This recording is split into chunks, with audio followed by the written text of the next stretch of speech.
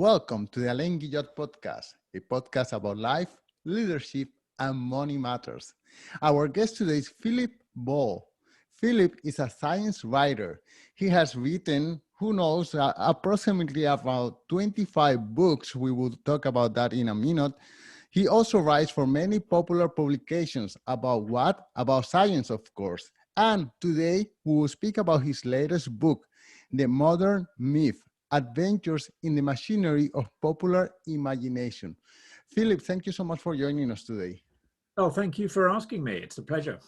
So I am so curious about your background. I wonder at what moment in your life you decided that you wanted to be a writer, or maybe you haven't made that decision yet. Yeah, But how did that happen? What do you study and how do you stumble upon this career? well, that's exactly the right way to put it. I did stumble into it, and I'm still finding my way around it.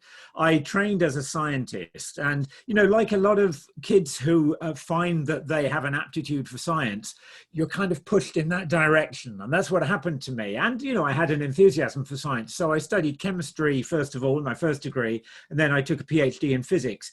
But I found towards the end of my PhD that actually I had enjoyed writing up the research that I'd done, and I was enjoying writing up my thesis.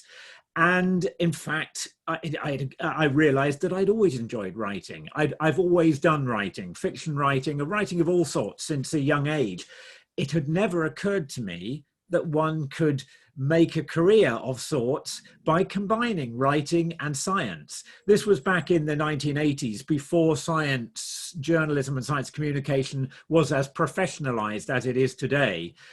So today you can take courses that, train you to do that. But back then there was nothing of that sort. So I wondered, as I came towards the end of my career, whether perhaps I ought to, make a go of that and look into whether there was some way of using my enthusiasm for writing or for words within the scientific context. So I went into scientific publishing, and I was very lucky to get a job, an editorial job at the science journal Nature, which is, one of the two leading scientific publications, general scientific publications in the world, I would say. So it was a fantastic place to be. And I worked there as an editor for many years. And because I was there, it meant that there were opportunities to do writing elsewhere, to do bits of writing for newspapers, communicating science. And after several years, I realized actually I wanted to write a book. So I did that, and it came out, but it was a terrible experience in a way, because writing a book while doing a full-time job in a very busy place like Nature was pretty horrible. And it meant I was getting up at 6 a.m. to do what I could. And so I realized if I wanted to do more of that, I'd have to change what I did. So I went part-time at Nature and then gradually stepped down and became a freelance writer.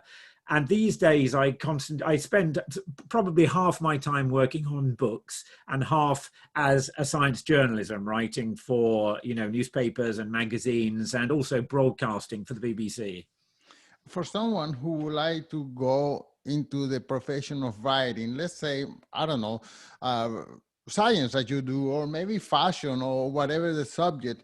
So you started working as an editor, and I guess you did a few freelance projects here and there.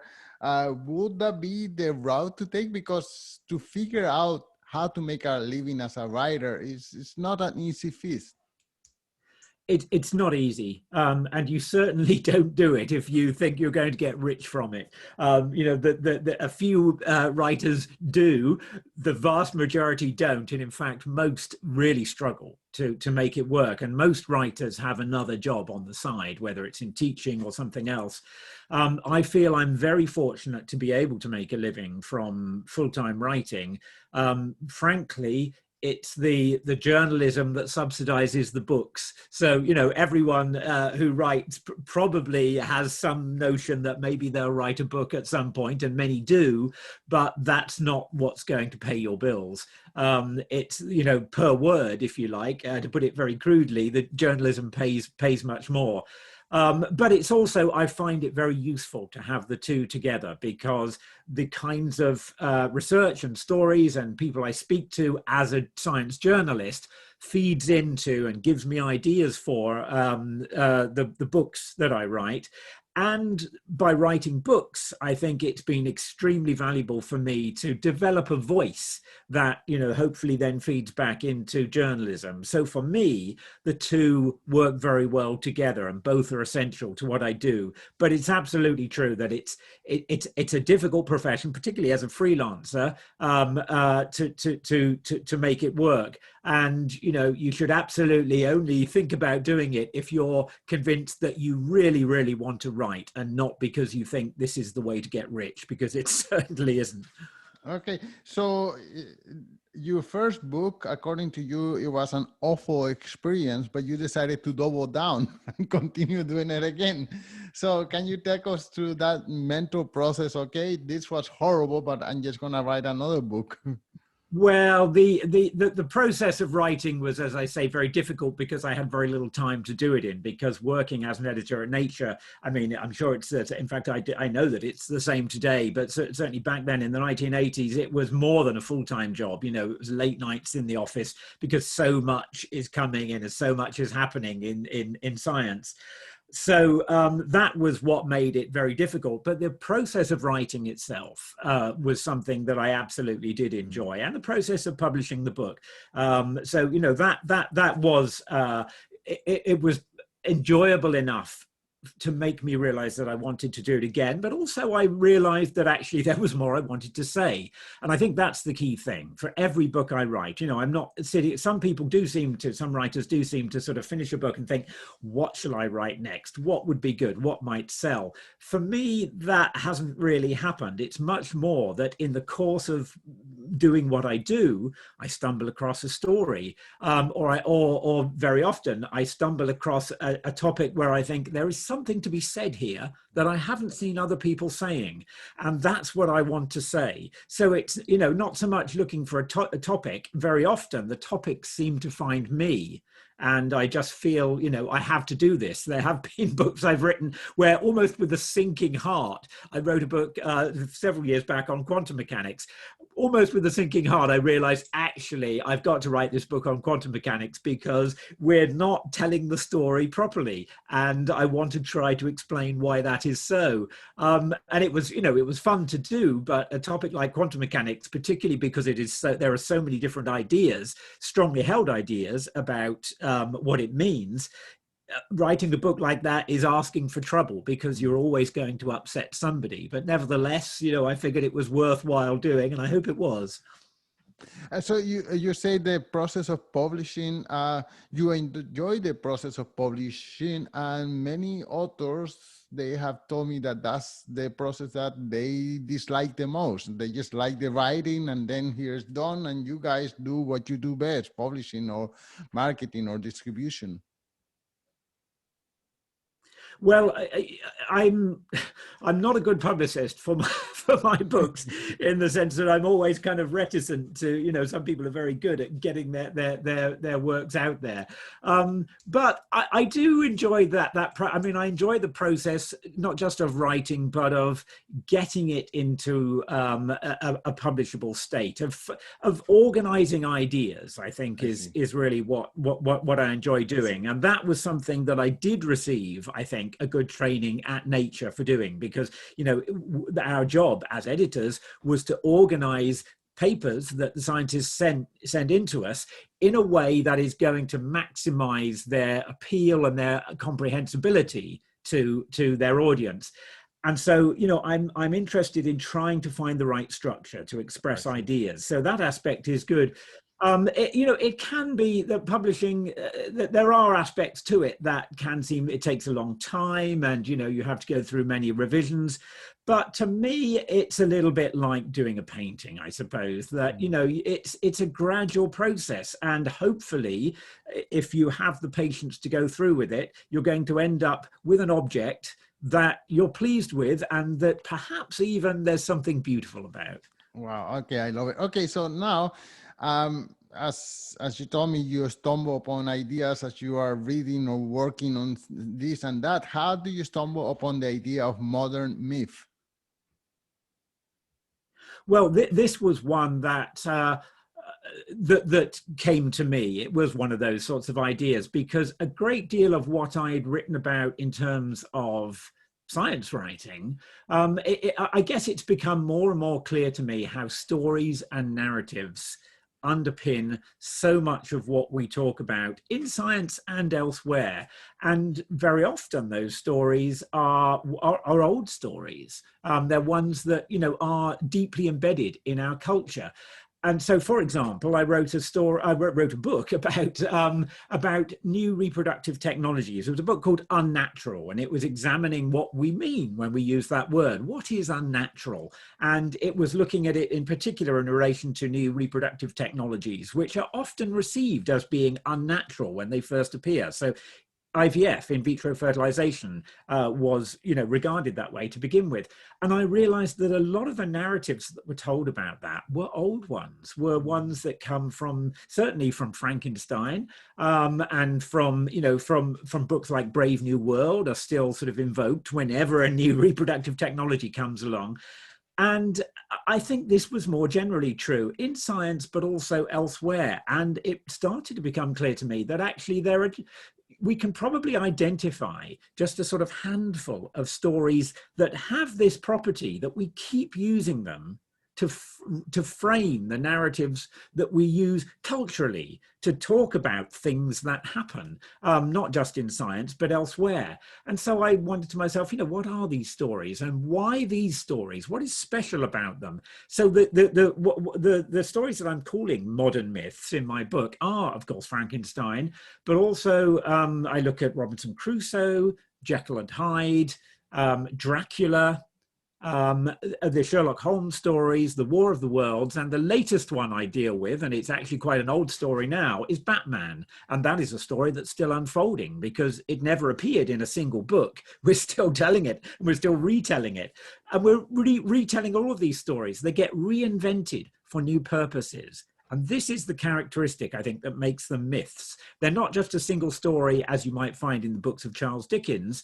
They are stories that somehow are loose enough that we can keep reinventing them and reinventing the characters to tell different stories, to, you know, as vehicles for different narratives. And that's what I wanted to explore. What is it about a story that makes it a useful vehicle in that way?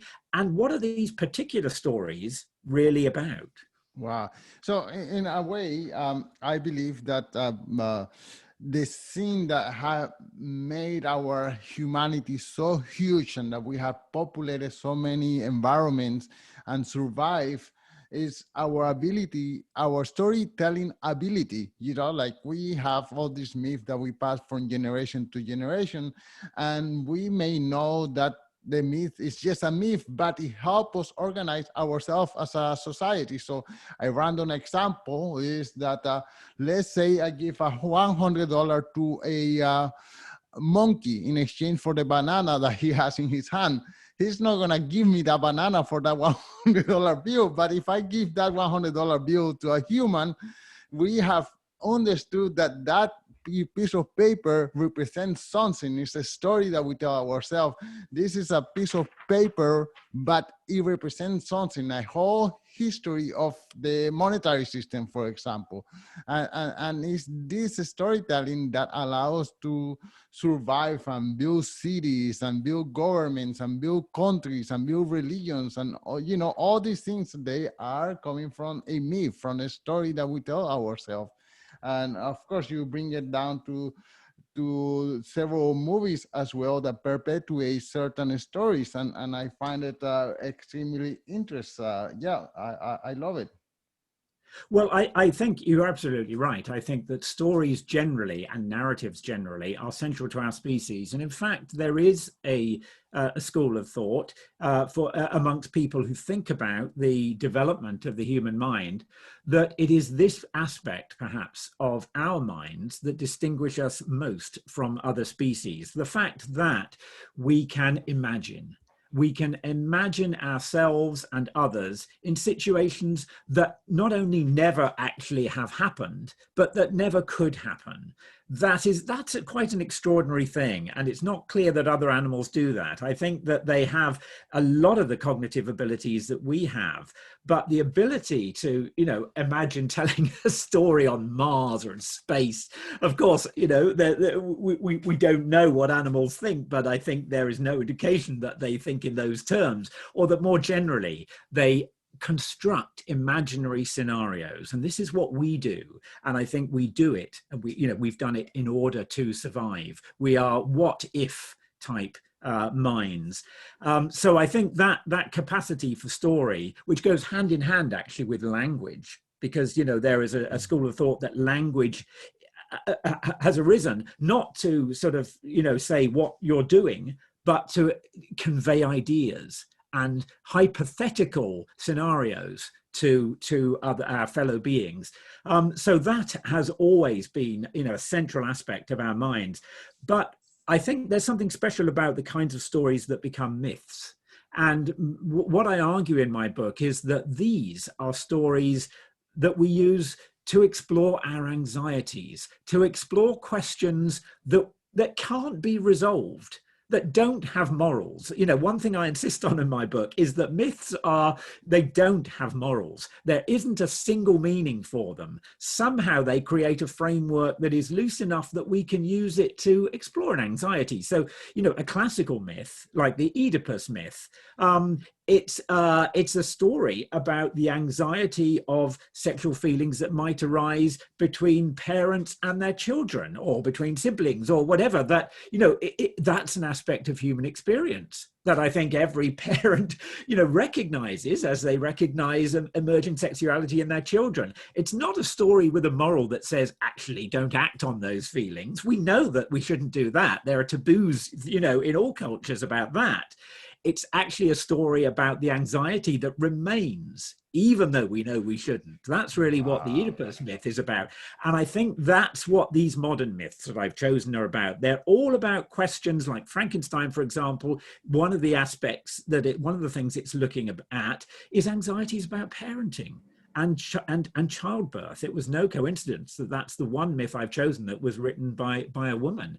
And there are real anxieties about what if our child turns out to be monstrous? What if our child rejects us? What if we reject our child? There are no answers to this, but it's a universal concern that that most people will have, and so we need stories to explore those concerns and anxieties. Right. Okay. Well, you compose your book in I think 8, 9 different chapters, and your chapter number 1 is "I Am the Law," Batman. Can you describe that chapter for us? Because I'm a big lover of Batman. I'm sure many of my listeners are as well. Yeah. Well, you see, I think what's interesting, one of the things that's interesting about Batman as a modern myth is, as I say, that unlike all the other stories that have had an author and have appeared between covers in a book, so they have, nominally they have a start and finish, even though we keep retelling the story. The thing about Batman is it never did, because it isn't a literary work in the conventional sense. I think it is absolutely literary in the characteristics of the story, but it came about from a comic strip. And so what is it doing? What is the Batman myth doing? Well, I think that all of the modern myths that I've chosen, I say that they're modern myths because they all explore anxieties that didn't exist in ancient times. And I think the Batman myth is largely about it's an urban story. It's about the dangers that exist in our urban environment and everyday living, where we have forces of law, but we're not sure that they're going to be enough to protect us. This story arose in 1930s America, just after the era of prohibition, when organized crime was rife. That's a huge theme in the original story. And it's about a vigilante, a person who is outside the law, but is working, we hope, on the side of good, fighting these hoodlums and these fantastical creatures that are Batman's enemies. But there's always the worry, and this is really something that's played on in all of the modern retellings of the Batman movies, the Christopher Nolan movies, for example. we're never completely confident that Batman, unlike Sherlock Holmes, who is, unimpeachable really, who is always going to be on the side of good, even if he's a remote character. With Batman, we're not sure. And even he's not sure. He's a slightly deranged character. Who else would go around dressed as he does? And so I think that's the anxiety that it's exploring, that, maybe we're going to need someone like Batman actually to protect us from things that the law can't protect us from. But if he's outside the law, can we be sure that we can trust him? And so that's the dilemma that Batman deals with. Perhaps one of the things that I like about Batman, when I'm thinking about all these superheroes, is that Batman is the only superhero that doesn't have any superpower other than, I guess, his ability to make gadgets and and be strong. Okay, so what are some myths on the making right now, and what are, to your opinion, what myth to come? What would be the next generation of myth? Yeah, well, this is the question that I ask at the end of the book, because I figured that it takes probably half a century or more before a story really reveals itself as a new myth. And that's why, the latest one I have was actually started, before the Second World War. It's an old story in a way, Batman. So I thought, well, what are the stories that are starting to emerge that might become modern myths? And one of them, I think, is very clear. And in fact, it's almost found its a mythical form, is the myth of the zombie. And now this is an old kind of story. It goes back. The zombie comes out of Haitian tradition and African tradition, where it was a creature of superstition that was created in rituals. But what we've done culturally is to take that story and rewrite it and say, actually, we need the zombie story to do something else. We need it to be a story about the zombie apocalypse. We need it to be a story about contagion, about, so the zombies there's never a single zombie in stories anymore. There's a horde of zombies. This is what we need the zombie myth to do. So, it's a story that explores, it could not be more appropriate, at the moment in the pandemic, that there are all kinds of themes about, in zombie stories that have played out during the pandemic. All those images of deserted cities, we've seen them all before in zombie movies. So, it really is extraordinary how prescient that was. And I think the zombie myth started to crystallize with the films of George Romero in the 1960s. But at that time, they were stories, they were really interesting movies. Night of the Living Dead and Dawn of the Dead, the first of them explored, it came out at the time of Vietnam. There were themes about Vietnam in there. There were also very strongly themes about racial tensions in America. The end of that Night of the Living Dead is extraordinary. It's basically a lynching scene. It is chilling to watch. So George Romero's films, low budget, shocker films, were doing some pretty sophisticated cultural work. And then, in the 1970s with Dawn of the Dead, it was about consumerism, and the zombies were, they wwere satirizing the way we walk around shopping malls, mindlessly buying things. This is what the zombies were doing. So, it was they were. This was a great vehicle for exploring contemporary themes, and we're still doing that. But I think this basic idea of the zombie being about, the apocalypse that is transmitted by contagion, that's really now the zombie myth. Wow, that's incredible. When I was a little kid, I used to read a lot of books about mythology and all the different gods that the Greeks used to have and pray to and adore and this and that. And as a modern reader, I see it as, wow, that's a cute story. That's nice. But of course, with an skeptic point of view. But for those peoples in that time, all these gods were real.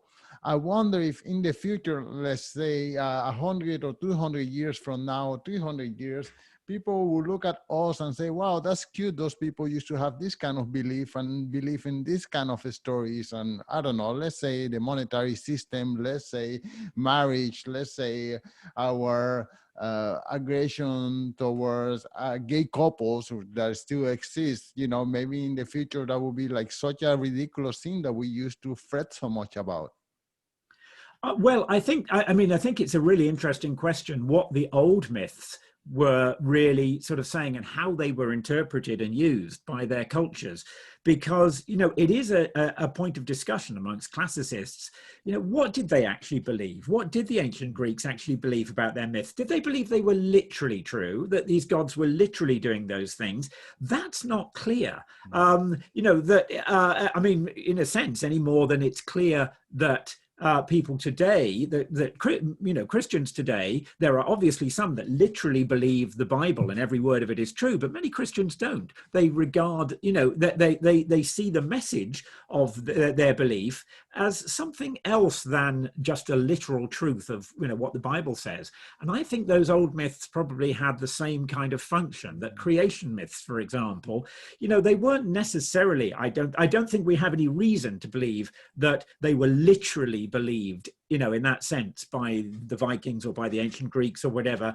They were vehicles for telling a useful story for the culture about, you know, how, not necessarily how the world began, but how their particular culture began. This is often what they're really saying.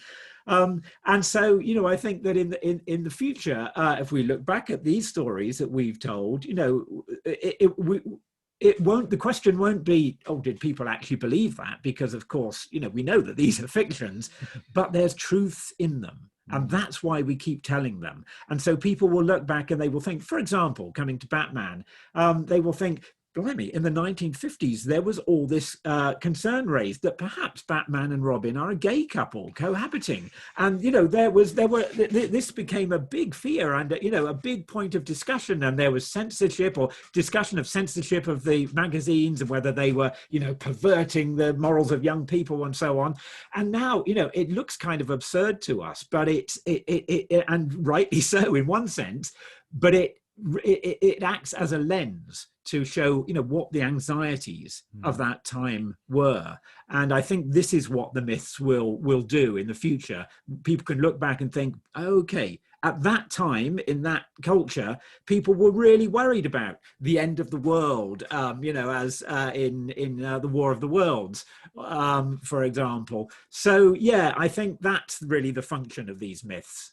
Okay, well, that's great. It's actually a refreshing subject, your book. Can you tell us one more time the title of the book and where can the listeners follow you?